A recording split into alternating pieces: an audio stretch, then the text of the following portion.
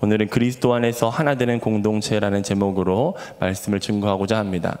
우리가 교회에 대해서 쭉 살펴보았고 사랑의 공동체에 대해서 우리가 이제 살펴볼 것입니다. 공동체라고 하면은 하나님이 세우신 공동체에는 원리가 있는데 그것은 하나님의 형상이 그 공동체 가운데 있어야 그것이 하나님께서 원하시는 공동체라는 것입니다.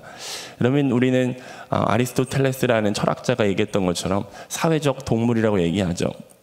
최근에는 혼밥이라고 해서 밥을 혼자 먹게 식당에서도 마련을 하지만 사람들이 혼자 밥을 먹으면서 아무것도 안 하는 것이 아니라 스마트폰을 켜놓고 영상통화를 하거나 전화를 하거나 아니면 뉴스를 보거나 하면서 누군가와 타자와 계속해서 접촉을 합니다. 사람은 결코 혼자서 살 수가 없죠. 때문에 이 땅에는 많은 공동체들이 존재합니다. 모임이라고 하기도 합니다. 제일 작은 단위로는 가정도 있고요. 그리고 회사에서 이익을 위해서 모이는 이익 집단들이 있고, 그리고 사회에서는 시민들끼리 모이는 시민사회도 있습니다. 다양한 영역과 다양한 크기에서 사람들의 모임은 존재합니다. 이것은 바로 하나님께서 우리를 하나님의 형상대로 우리를 지으셨기 때문에 우리가 모이게 되는 것입니다. 오늘 말씀 창세기 1장 26절에서 27절을 보면 이런 말씀이 있습니다. 하나님이 이르시되 우리의 형상을 따라 우리의 모양대로 우리가 사람을 만들고, 지금 반복되는 단어가 있죠. 어떤 단어입니까? 우리예요. 우리의 형상을 따라 우리의 모양대로 우리가 사람을 만들고. 하나님은 유일하신 하나님이신 줄 믿습니다. 유일하신 한 분 하나님이신데 우리 진리에서 선포하시기를 하나님은 성부와 성자와 성령이 각각 따로 계시지만 온전히 사랑으로 하나 되신 하나님이신 줄 믿으시기 바랍니다. 이것은 하나님께서 진리 가운데 선포하신 신비입니다. 삼위일체 하나님의 그 우리의 형상, 우리의 모양, 우리의 사람을 하나님께서 만드셨어요. 그리고 27절 보면 그들로 바다의 물고기와 하늘의 새와 가축과 온 땅과 땅에 계는 모든 것을 다스리게 하자 하시고, 하나님이 자기 형상 곧 하나님의 형상대로 사람을 창조하실 때 누구와 누구를 창조하셨다고요? 남자와 여자를 창조하셨다고요. 하나님의 형상대로 사람을 창조하셨는데 그 하나님의 형상은 우리라고 하는 반복되는 단어를 통해 그 특징을 알 수가 있는 것입니다. 사람은요, 하나님께서 하나로 공동체로 이루셨던 것처럼 사람은 혼자서는 결코 살 수가 없는 것입니다. 때문에 고린도후서 13장 13절에 이 성부, 우리가 축도라고 얘기하는 이 말씀 가운데 주 예수 그리스도의 은혜와 하나님의 사랑과 성령의 교통하심이 너희 무리와 함께 있을지어다 라고 선포하죠.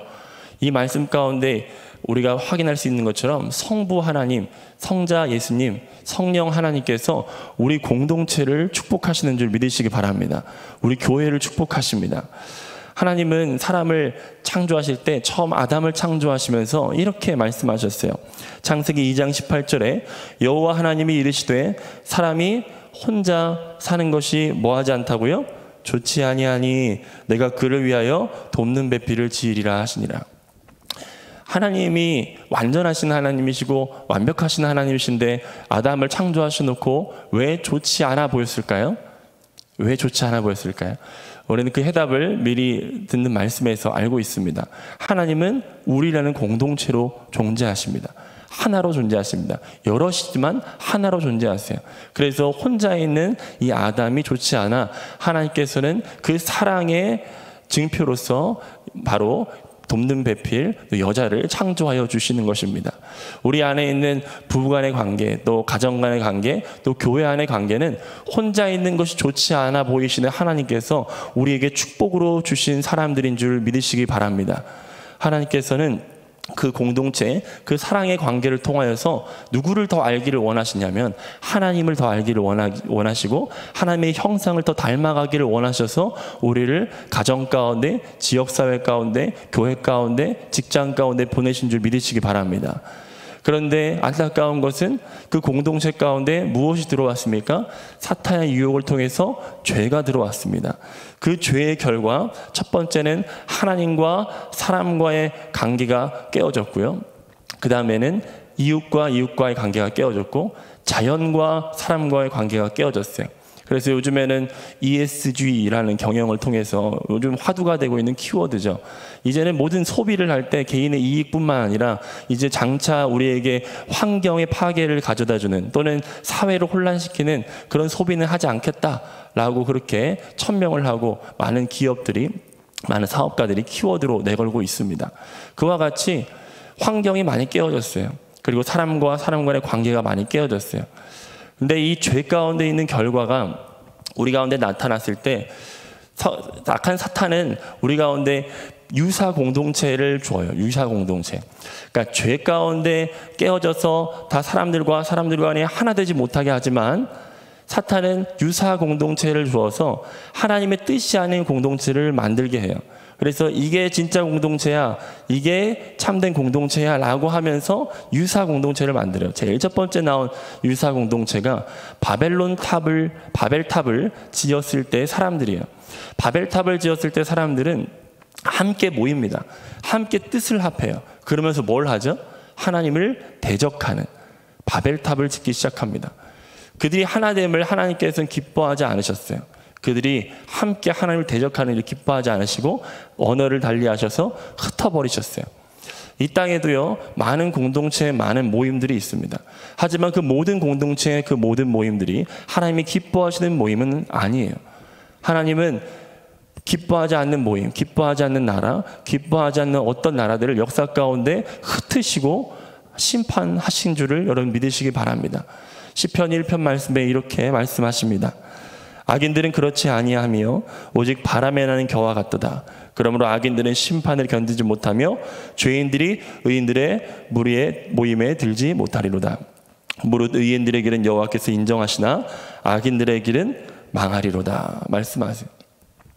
교회 안에서도요, 하나님이 기뻐하시는 목장이 있고요, 아닌 목장들이 있어요. 사람의 모임으로 모인 목장은 하나님이 기뻐하지 않으십니다. 하나님을 예배하고 하나님이 중심된 목장을 기뻐하세요. 그래서 신약 성경에서는 경고하는데 당을 짓지 말라라고 얘기해요. 당 짓는다는 건 좋은 거 아닙니까? 하나님의 형상대로 모인다고 하는데 좋은 거 아닙니까? 근데 중요한 거는 어떤 목적으로 모였느냐예요. 여러분들의 목장이 하나님이 기뻐하시는 목장 되시기를 축복합니다. 여러분의 가정이 그런 가정 되시기를 축복합니다. 그렇게 깨어지고 하나님을 대적했던 그런 공동체, 그런 나라, 그런 사회, 그런 개인을 하나님께서 예수 그리스도를 통해서 회복시키시기를 원하셨습니다. 그래서 하나님은 사랑이셔서 그 당신의 사랑 때문에 우리를 그냥 내버려 두지 않으시고 이 땅에 예수 그리스도를 보내주셔서 진정한 공동체가 무엇인지를 우리에게 알려주시고자 했습니다. 바로 에베소 2장 13절에서 14절 같이 읽도록 하겠습니다. 시작. 이제는 전에 멀리 있던 너희가 그리스도 예수 안에서 그리스도의 피로 가까워졌느니라. 그는 우리의 화평이신지라 둘로 하나를 만드사 원수된 것 곧 중간에 막힌 담을 자기 육체로 하시고. 아멘. 공동체를 하나 되게 하는 키워드가 바로 이곳에 있습니다. 예수님은 하나님과 우리 사이에 단절된 것을 하나 되게 하시기 위해서 가졌던 것이 그가 죽으시는 거였어요. 그가 희생하시는 거였어요. 그가 고난당하시는 것이었어요. 공동체를 하나 되게 하는 키워드는 여기 있습니다. 가정을 하나 되게 하는 것은 내가 예수 그리스도의 사랑을 품고 죽어질 때, 내가 예수 그리스도의 사랑을 품고 자기를 부인할 때 가정이 하나 되는 줄 믿습니다. 이 사회가 하나 되는 줄 믿습니다. 여러분, 이 예수님의 사랑은 하나님과 우리 사이에 단절된 관계만 연결시키는 것이 아니라 바로 이 땅에 있는 흩어진 이웃들과 나라들 가운데의 사이도 하나 되게 하셨어요. 에베소 2장 19절 말씀으로 같이 넘어가겠습니다. 2장 19절 말씀 같이 읽겠습니다. 시작. 그러므로 이제부터 너희는 외인도 아니요 나그네도 아니요 오직 성도들과 동일한 시민이요 하나님의 권속이라. 유대인과 이방인의 오랜 기간의 갈등은 지속되었습니다. 하지만 예수 그리스도를 만난 그리스도를 믿는 유대인들은 이방인들을 받아들이기 시작했어요. 여러분, 교회 공동체 구성원들을 보면요, 세상에서는 공통분모가 있는 사람들끼리 모여요. 공통분모. 그래서 어떤 이익을 위해서 모인다든지 어떤 취미를 위해서 모인다든지 동아리를 만들 때 자기가 원하는 취미를 위해서 모이죠. 근데 교회에서 공동체 구성원들을 보면요, 남녀노소의 지위 고하를 막론하고 사회에서 높고 낮음을 상관없이 이곳에서는 다 모입니다. 그러면서 세상에서는 만나기 힘든 사람들을 교회에서는 많이 만나게 돼요. 왜 그렇습니까? 우리 가운데 있는 공통분모는 단 하나입니다. 바로 예수 그리스도입니다. 우리는 예수 안에서 하나 된 공동체라는 것입니다. 때문에 우리 공동체, 우리 교회에 예수라는 그 키워드가, 그 중심축이 빠져 있다면 그것은 공동체가 아닌 것입니다. 그래서 우리 가운데 깨어있는 관계, 그리고 나눠져 있는 어떤 파벌, 당짓는 것, 이것이 회복되기 위해서는 우리 가운데 진정한 복음이신 예수 그리스도가 회복돼야 될 줄 믿습니다. 사도행전에서 유대인과 이방인의 하나됨의 형장을 보여주는 게 있는데요. 사도행전 읽다 보면 총 28장 가운데 분기점이 되는 장이 있습니다. 그래서 바로 사도행전 15장의 말씀입니다. 15장 7절부터 11절까지 같이 한번 읽어보겠습니다. 시작. 많은 변론이 있는 후에 베드로가 일어나 말하되 형제들아 너희도 알거니와 하나님이 이방인들로 내 입에서 복음의 말씀이 들어 믿게 하시려고 오래전부터 너희 가운데서 나를 택하시고 또 마음을 아시는 하나님이 우리에게와 같이 그들에게도 성령을 주어 증언하시고 믿음으로 그들의 마음을 깨끗이 하사 그들이나 우리나 차별하지 아니하셨느니라. 그런데 지금 너희가 어찌하여 하나님을 시험하여 우리 조상과 우리도 능히 매지 못하던 명예를 제자들의 목에 두려느냐. 그러나 우리는 그들이 우리와 동일하게 주 예수의 은혜로 구원받는 줄을 믿노라 하니라. 아멘. 사도행전 15장은 예루살렘의 회의의 내용을 다루고 있습니다. 먼저 믿은 바리새파 유대인들 중에 그리스도를 믿는 사람들이 이방인들도 예수님을 믿는다고 하는데 그들도 유대인의 전통을 지켜야 됩니다 라는 조건들을 붙이게 됩니다. 근데 베드로 사도는 그 회의 가운데 일어서서 그들에게 이렇게 선포하는 것입니다. 너희가 은혜로 구원받은 것을 너희는 알지 못하냐. 우리가 능히 매지 못하던 멍에를 왜 그 사람들에게도 지우려고 하느냐라고 얘기합니다. 여러분, 공동체가 깨어지고 나누어지고 하는 이유는 은혜를 깨닫지 못할 때, 우리가 이전에 어떤 존재였는지를 알지 못할 때 공동체가 깨어집니다. 은혜로 구원을 받았는데 그것을 잊게 되면 공동체에는 사랑이 없어지고 뭐만 남냐? 의무만 남습니다. 의무. 공동체에 사랑이 없고 내가 구원받았는데 내가 얼마나 잘 헌신해서 얼마나 잘 봉사해서 내가 이 교회 가운데 이 정도 위치를 내가 가졌는데 라고 하는 의무와 어떤 그런 모습만 갖게 되면 그 공동체는 깨어질 수밖에 없는 것입니다. 진정한 살아있는 공동체는 내 안에 그리스도께로부터 받은 사랑과 은혜가 살아있는 존재, 살아있는 그 한 사람을 통해서 그 공동체가 하나 될 수 있는 것입니다. 우리 공동체, 우리 가정에 또는 우리 교회에 사랑이 있는지 아니면 의무만 남아있는지 한번 돌아보았으면 좋겠습니다. 우리 공동체에 하나의 법이 있다면 그것은 은혜와 사랑의 법입니다. 이것 말고는 우리에게 다른 것이 있을 필요가 없습니다. 우리 가운데는 뭐와 뭐가 있어야 된다고요? 은혜와 사랑입니다. 우리가 이전에 어떤 존재였는지를 결코 잊지 마십시오. 우리는 예수 그리스도를 알지도 못했고 그를 찾지도 않았고 세상 가운데에서 죽었던 자입니다.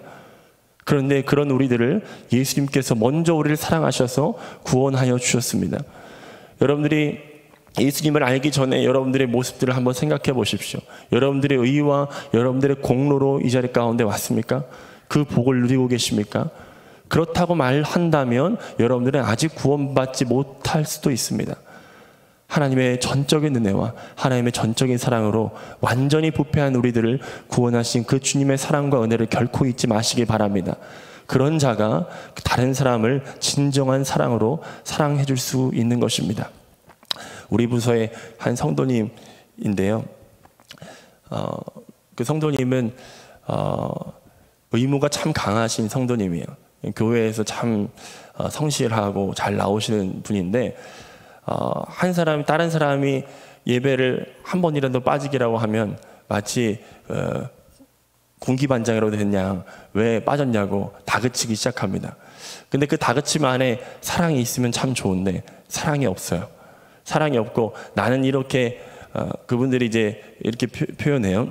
나는 교회 조퇴도 안 했고 교회 결석도 안 하고 항상 성실하게 나왔는데 왜 너는 가끔씩 빠지면서 추석 때마다 설 때마다 선물 받아가냐 이렇게 얘기를 해요.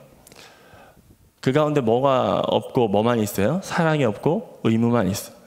내 안에 예수께서 받은 진정한 사랑이 없기 때문에 그렇게 되는 것입니다.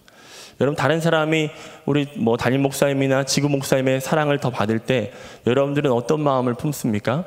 야, 나는 이렇게 열심히 했는데 쟤는 보이지도 않으면서 담임 목사님께 또는 지구 목사님께 전사님께 저렇게 사랑받나 하면서 질투심이 들고 시기심이 든다면 여러분들 마음 가운데 어떤 것만 지금 남아있는지 한번 돌아보시기 바랍니다.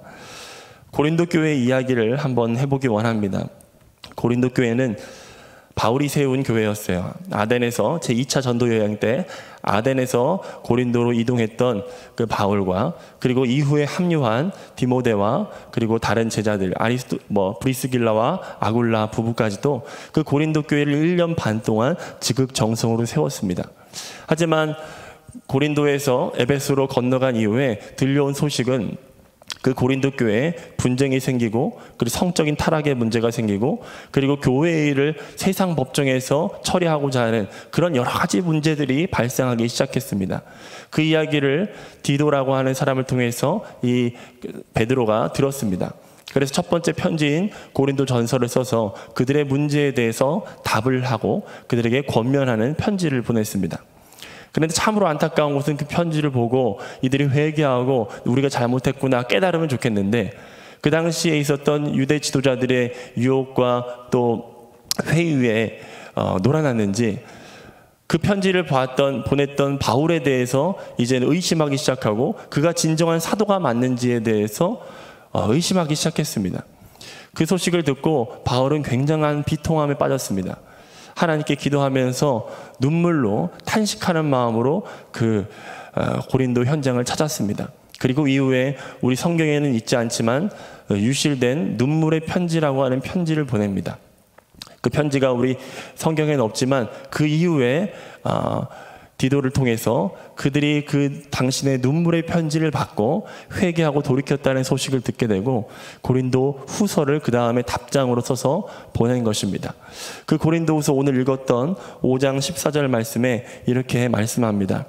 그리스도의 사랑이 우리를 강권하시는도다. 우리가 생각하건대 한 사람이 모든 사람을 대신하여 죽었은즉 모든 사람이 죽은 것이라. 여러분 한번 생각해 보십시오. 바울이 그 교회를 1년 반 동안 얼마나 지극정성으로 섬겼겠습니까? 잠도 자지 않고 그렇게 사랑을 쏟았을 것입니다. 그런데 그 바울의 헌신과 사랑을 기억하지도 못하고 오히려 바울 그가 진짜 사도인가 그가 진짜 하나님의 사람인가를 의심하고 또 조롱까지 하는 그런 고린도 교회 성도들을 향해서 바울은 어떤 마음을 품었을까요? 바울은요 그들에 대한 분노나 그들에 대한 어떤 질투심이나 이런 마음이 아니라 그는 이렇게 고백합니다. 그리스도의 사랑이 나를 강권한다.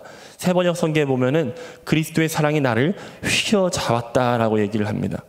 그리스도의 사랑이 그를 휘어잡으니까 그들을 향한 눈물을 흘릴 때 내가 분해서 못 살겠다 하는 눈물이 아니라 그들에 대한 안타까움과 슬픔의 눈물을 흘렸던 것입니다. 그 진심이 그 고린도 교회 성도들에게 전해졌고 그 눈물의 편지를 통하여서 고린도 교회가 회복되었던 것입니다.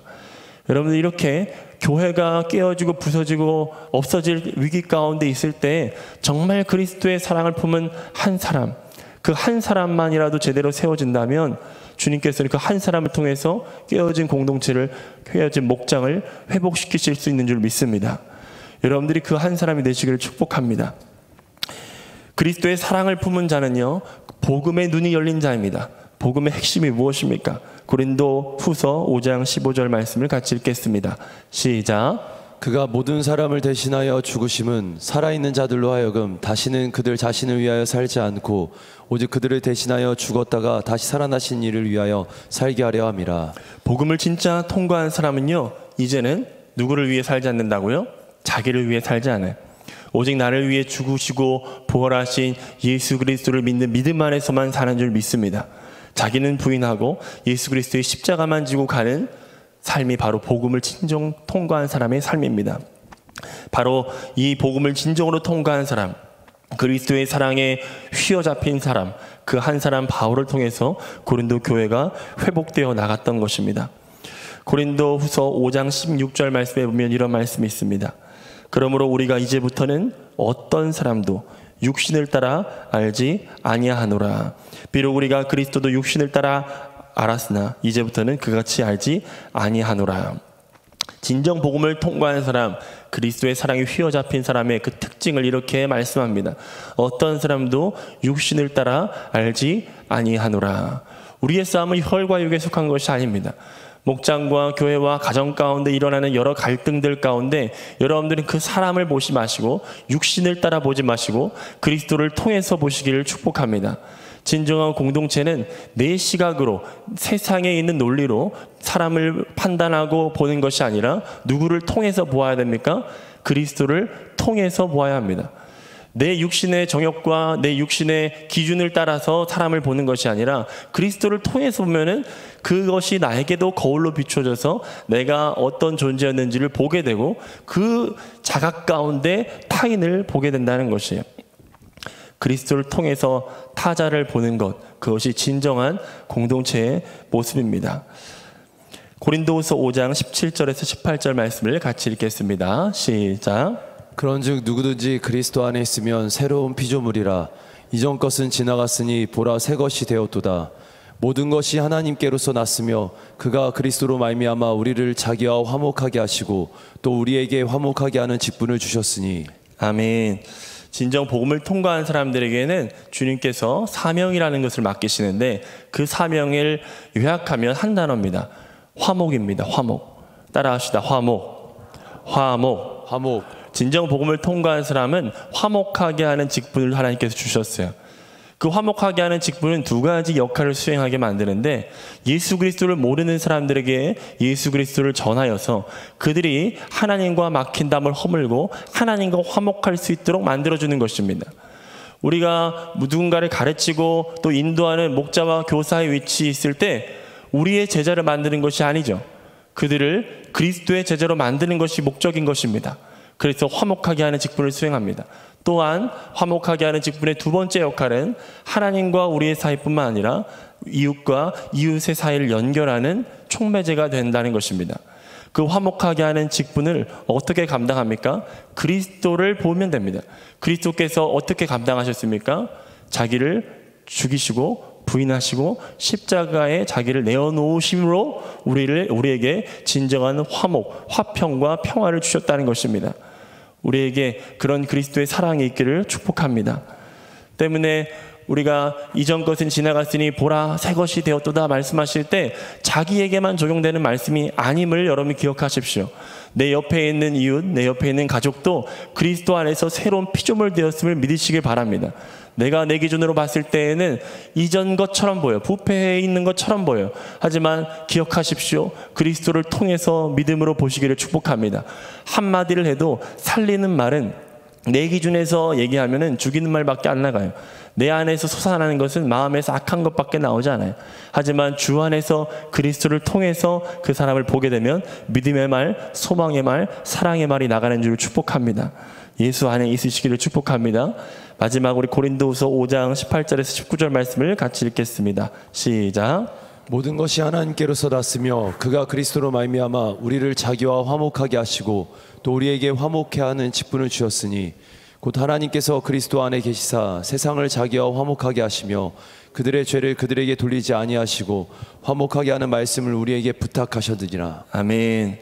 여러분 이 직분을, 이 사명을 잘 감당하여서 여러분 보면은 사람이 미소가 져지고 여러분과 대화하고 싶어지는 그런 존재, 그런 이웃, 그런 가족이 되시기를 축복합니다. 아직 늦지 않았습니다. 우리에게 회복할 것은 단 한 가지, 우리가 집중해야 될 것은 단 한 가지입니다. 내 안에 예수 그리스도가 진짜 살아계신가? 내 안에 예수 그리스도의 그 은혜와 사랑을 결코 잊지 않는다면 여러분들을 통해서 깨어진 곳이 하나 되는 역사가 있을 줄 믿습니다. 이 분단된 한반도 가운데에서 주님께서 찾으시는 한 사람은 바로 이 그리스도의 복음에 젖어 있는 사람, 그리스도의 복음에 충만한 사람을 주님께서 찾으십니다. 하나님께서는 그 사람들을 통하여서 회복시키실 것을 믿습니다. 제가 이 말씀을 준비하면서 머릿속에 떠나지 않은 찬송가가 있는데요. 주 안에 우린 하나라는 찬양이에요. 반주해 주시고, 주 안에 우리 하나라는 찬양인데 가사가 이렇습니다. 주 안에 우린 하나, 모습은 달라도 예수님 한 분만 바라네. 사랑과 선행으로 서로를 격려해 따스함으로 보듬어가리. 주님 우리 안에 함께 하시니 형제자매의 기쁨과 슬픔 느끼네. 내 안에 있는 주님 모습 보내 그분 기뻐하시네. 이런 가사가 있어요. 주님께서 우리에게 이것을 기대하신다고 합니다. 주님께서 우리를 보시면서 너희가 내 안에 거하고 내가 너희 안에 거하여서 깨어진 곳, 분열된 곳, 또 질투와 시기가 가득한 곳, 모든 악한 것이 있는 그곳에 내가 너를 화목케 하는 직분을 줘서 내가 너를 보냈어. 그 깨어진 곳에 나를 위해서 거룩한 씨앗으로 심겨지지 않을래. 나를 위해서 죽어지지 않을래. 주님께서 우리에게 사명을 맡기셨습니다. 오늘 하루 살아갈 때 여러분들을 통해서 그 직분이 충만하게 누려지는 시간이 되시기를 바랍니다. 우리 같이 찬양하겠습니다.